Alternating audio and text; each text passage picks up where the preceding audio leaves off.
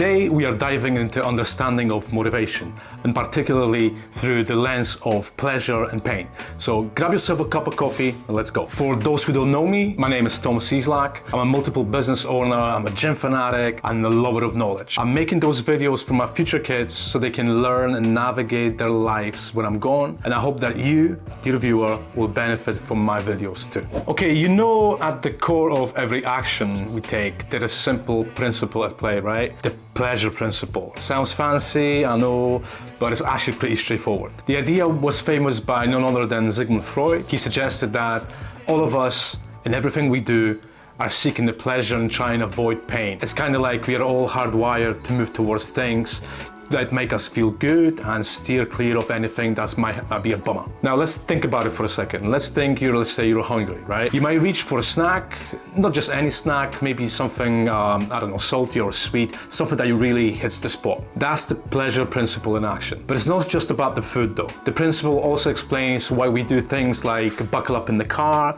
where we want to avoid the pain of having a car accident. Makes absolute sense, right? But here's where it gets super interesting. Our brains are not just reacting in the moment, they're also incredibly good at predicting. They constantly make decisions based on what we think, what we feel, and bring us joy or help us dodge the discomfort. And yes, sometimes our brain gets it wrong because it's working off our perceptions, which can be flawed, right? Like everyone is. But let's chat about how powerful this is in understanding others. If you can grasp what someone else's view or as a pleasure or pain, you can really connect with them and what they do. For instance, if your buddy hates doing dishes, it might be painful for them even to think about it.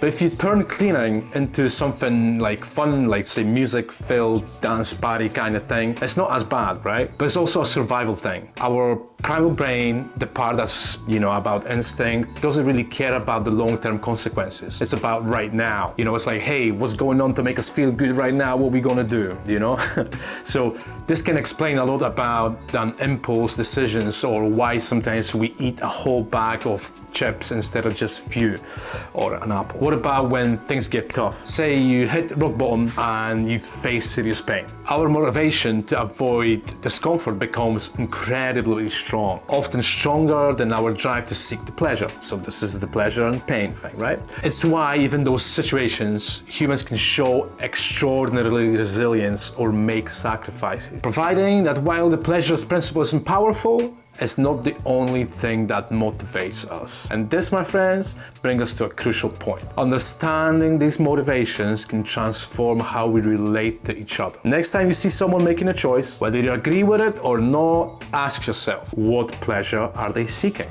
What pain might they try to avoid? This perspective can change how we approach situations, how we offer support, or even influence behavior in a sense. So the next time you're puzzled by someone's action or your own, remember the pleasure principle, because motivation, there is also always pleasure and pain. A simple yet profound tool can offer incredible insight into how we operate in the daily lives, and who knows, maybe change the way you see the world, my friend.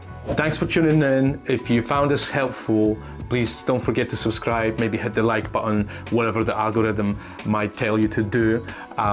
If you could maybe share your thoughts or you have any questions, leave it in the comments down below. I would love to hear what you think about it, because that's like, it's a life example, life thing that we all going through, So thanks again. I'll see you next time.